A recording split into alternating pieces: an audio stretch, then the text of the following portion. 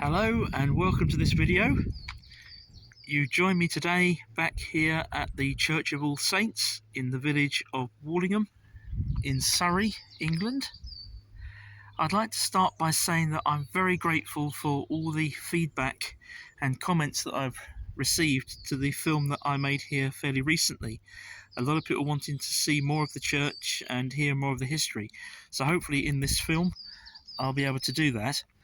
To start with, I thought I'd show you this. We're coming into Easter as I film this, and the church is preparing for those Easter events. And in the churchyard, they've built an Easter garden. Look at that. Beautifully made. So we'll go into the church first of all, before we look around the grounds.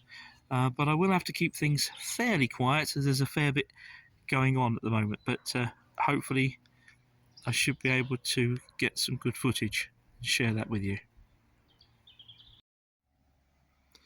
Right, as we come into the church, just next to the doorway, first thing we see is a memorial from the Second World War with local names. The other side of the door, some lovely stained glass windows.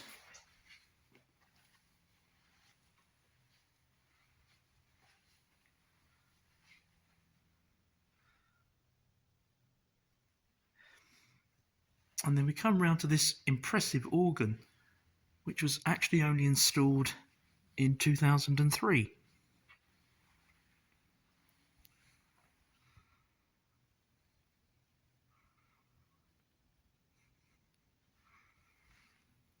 Now, this board here is very, very interesting.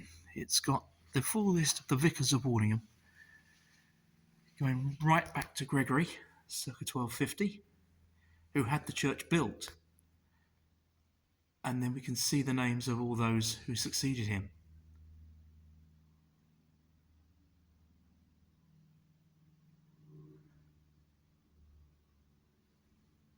Through many changes and right up to the present day.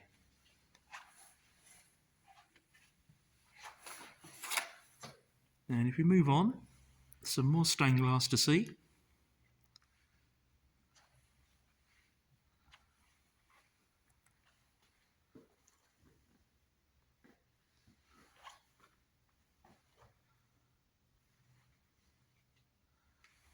And this one commemorates a particular individual. At the bottom there, Charles W. Barnes, 1909 to 1999. So, as we've established, the church was built around 1250 by Gregory. And as I've shown in one of my previous films, this is a painting that was believed to have been done in the 15th century and was uncovered in the late 19th century. But works at the church have uncovered some very interesting things over the years. Put log holes to start with. Original fittings for where the scaffolding would have gone when the church was under construction. This is the window that, as it says here, it's not easy to read in this light, I know, but it says this window is erected to record the tradition that the first prayer book of King Edward VI was first used in this church. And I made reference to that in my last visit. There is some controversy about that. But, as it says here, on St Andrew's Day, November the 30th, 2000, the Right Reverend Dr. Thomas Butler, Bishop of Southwark, presided at the Eucharist in this church using common worship prior to its official introduction, continuing the tradition described in the above window. And there's also a plaque to commemorate the BBC's first televised church service from here in 1950. But this is something that I'm particularly keen to show you. This is one of the church's original features from 1250. This is the priest's door, just behind there. And next to it is this rather remarkable looking window. Now this is actually a leper's window. And as I say, it's an original feature. It had a dual purpose actually. It was used for confessions, and also lepers who were not allowed into the church could watch the Mass taking place from outside.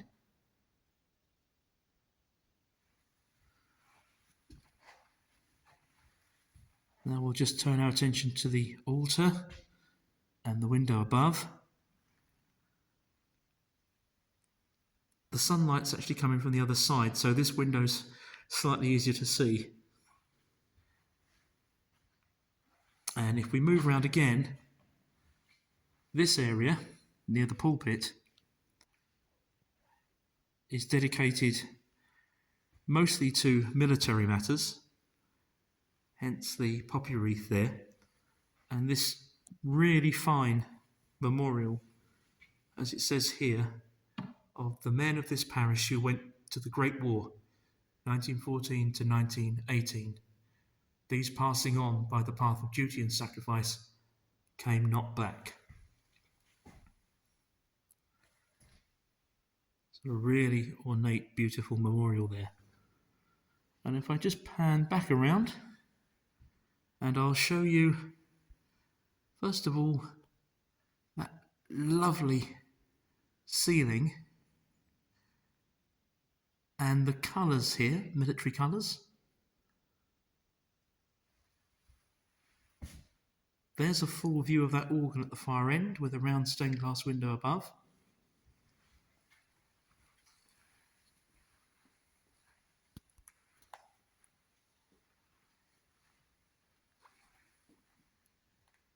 Let's turn our attention now to the other side of the church. Here's the font.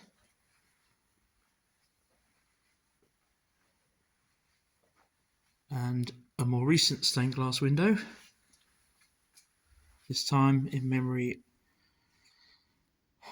of Gladys M. Morgan, 19th of July 1959.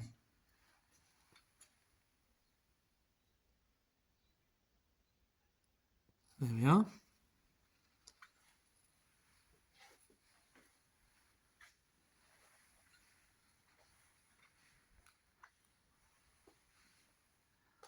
Banner of the Warlingham Mothers Union.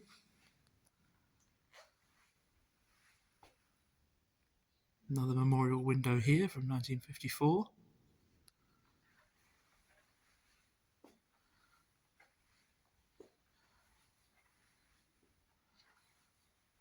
Another one from 1973 on the left.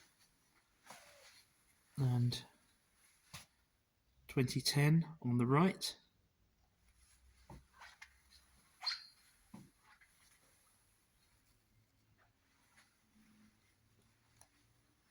And we are back to the doorway.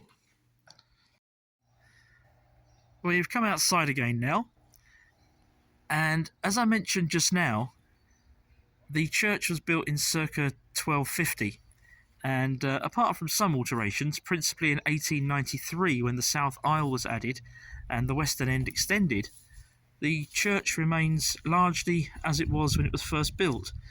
Here, for example, is the priest's door and leper's window again that we saw from the inside, and it's notable that right next to the priest's door is the grave of one of its former vicars, the Reverend John Dalton, who died in 1862.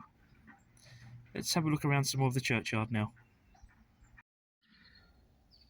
As is often the case with old churchyards, many of the oldest graves are to be found nearest to the church, and of course, with the graveyard being this ancient, no doubt the churchyard would have been reused many times as grave locations became lost.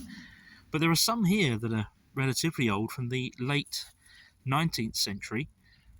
This one here is remarkably readable. from 1780.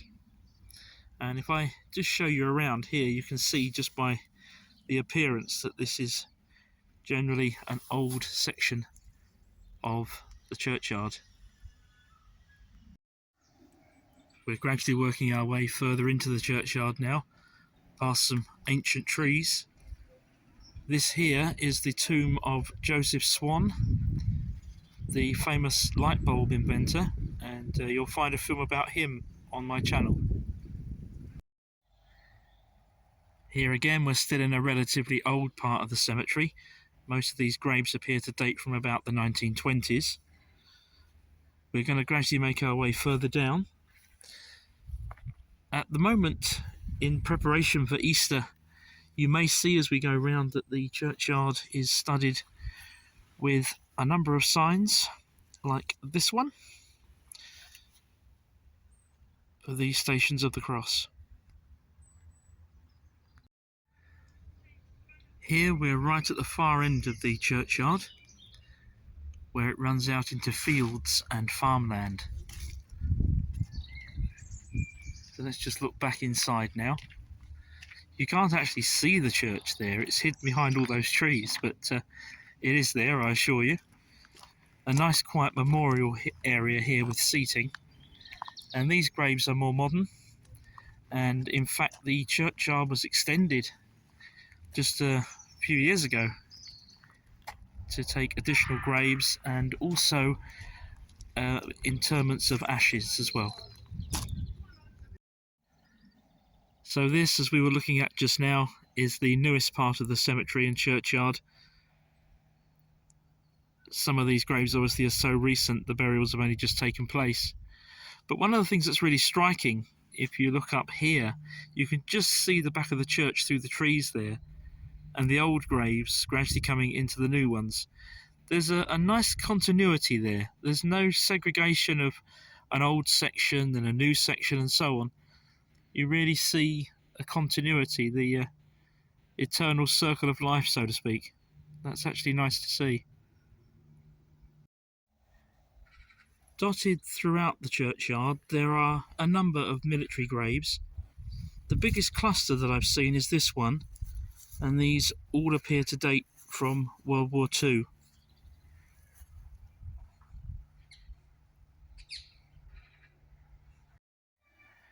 Coming back into the oldest part of the churchyard then, I'll bring this video to a conclusion by looking once more at this beautiful old church.